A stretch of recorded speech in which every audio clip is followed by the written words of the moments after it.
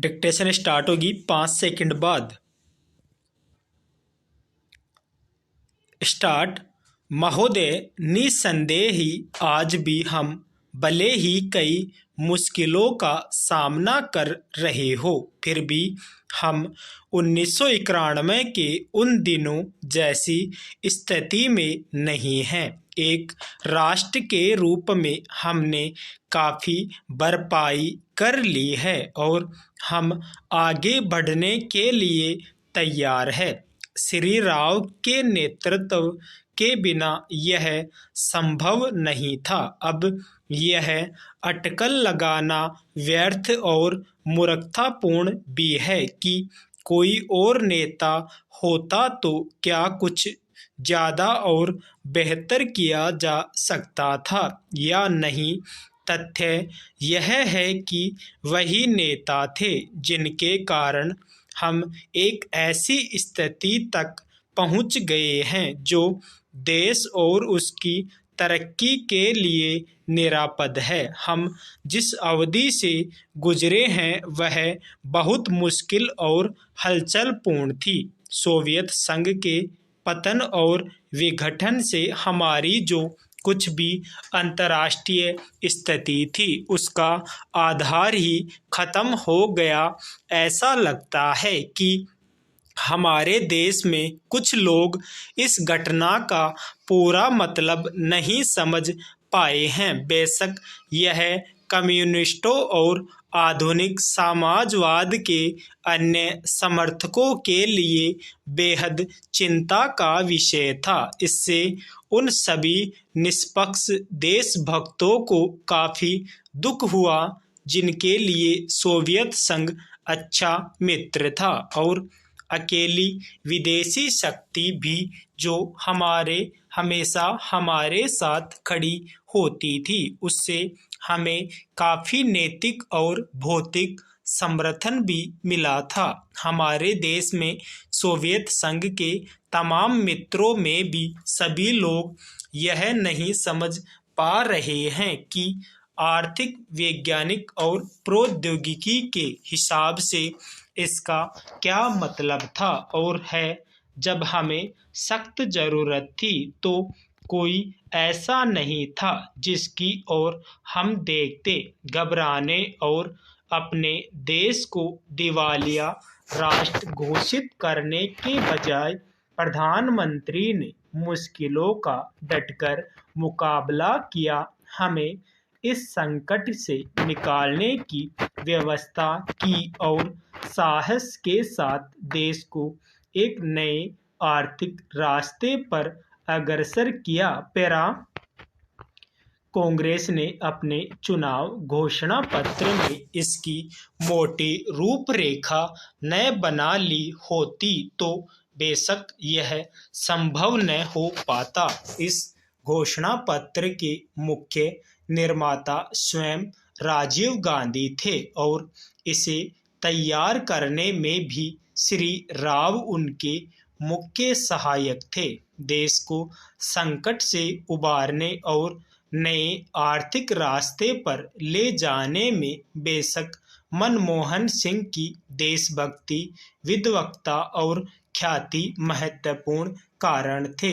नई आर्थिक नीति जनता के हित में नहीं है। इस काल्पनिक तथ्य को लेकर काफ़ी हंगामा मचाया जा रहा है। इसके उलट अगर उसे अपेक्षित ढंग से लागू नहीं किया जा रहा है तो इसकी वजह यह है कि जनता के नाम पर हर तरह की आंशिक और कॉरपोरेट मांगें पूरी की जा रही है।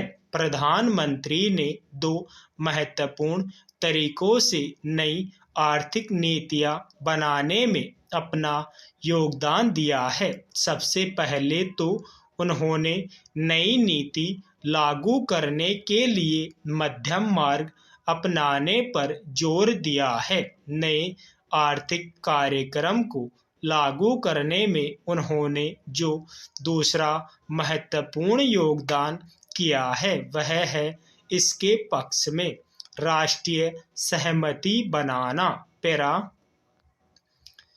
महोदय, हमारे देश में राजनीतिक विचारों में जितनी भिन्नता है उसके मद्देनजर यह एक असाधारण बात है, जबकि इनमें से ज़्यादातर लोग यही ठाने रहते हैं कि चाहे जो हो और जो भी मुद्दा हो उन्हें विरोध करना है।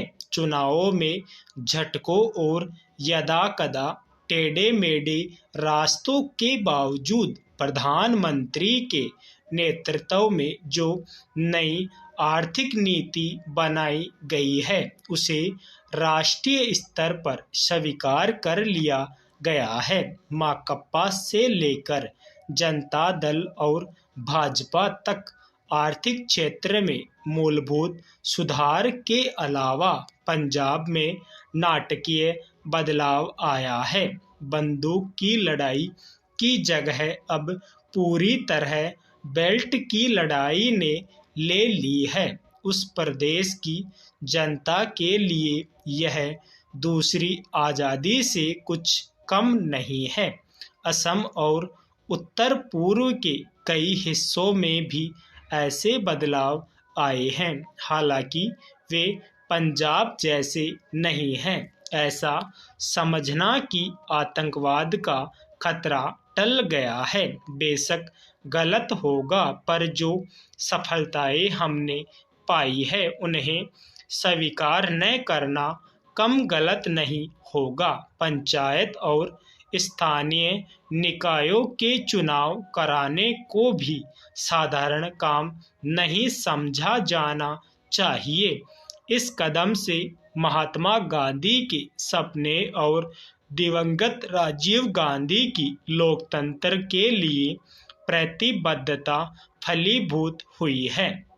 यह संविधान की अपेक्षाओं के अनुरूप लोकतांत्रिक क्रांति को आगे बढ़ाने का प्रतीक है।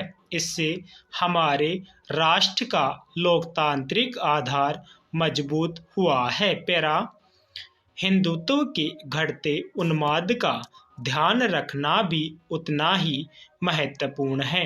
भाजपा और शिवसेना को चुनावी सफलता भले ही मिल गई हो, पर राष्ट्रीय स्वयंसेवक संघ का नेतृत्व भी मानता है कि उसका मुख्य कारण कुछ राज्यों में भ्रष्टाचार, बढ़ती कीमतों, बेरोजगारी आदि जैसी सामान्य समस्याओं से निपटने में कांग्रेस की सरकार की नाकामी थी, न कि सांप्रदायिक भावनाएं। हिंदू सांप्रदायिकतावाद में स्पष्ट कमी आना बहुत बड़ी राष्ट्रीय उपलब्धि है। इन सबसे महत्वपूर्ण है सार्वभौमिक मामलों में भारतीय व्यक्तित्व का फिर से उभरना। इसके आयाम हमारे विदेश संबंधों में आर्थिक अंश की वृद्धि से कहीं अधिक है। चीन से संबंध लगातार सामान्य होते जा रहे हैं। भारत ईरान संबंध फिर कायम हो गए हैं। इसी तरह दक्षिणी अफ्रीका के साथ परस्पर लाभ के सहयोग की नई संभावनाएं बनी हैं। अमेरिका और अन्य विकसित पूंजीवादी देशों से सहयोग बढ़ाने की दिशा में समुचित ध्यान दिए जाने के बावजूद किसी भी मसले पर हम नहीं झुके हैं। समर्पण की बात तो दूर है, इसमें आर्थिक संबंधों के महत्वपूर्ण स्वरूपों के अलावा रक्षा का क्षेत्र भी शामिल है। इसका सबसे ताज़ा उदाहरण है परमाणु अप्रसार संधि के मामले में हमारा अपनी नीति पर कायम रहना, जबकि इसके लिए हम पर कई दिशाओं से भारी दबाव डाला गया। गुटनिरपेक्ष आंदोलन को नई नीति देने के प्रयास भी चल रहे हैं। इन सब उपलब्धियों को मिलाकर एक वाक्य यह है कि प्रधानमंत्री ने सबसे बड़ा काम यह किया है कि हमारे देश में शासन पुनः स्थापित कर दिया और लोकतंत्र को सुदृढ़ बनाया। स्टॉप।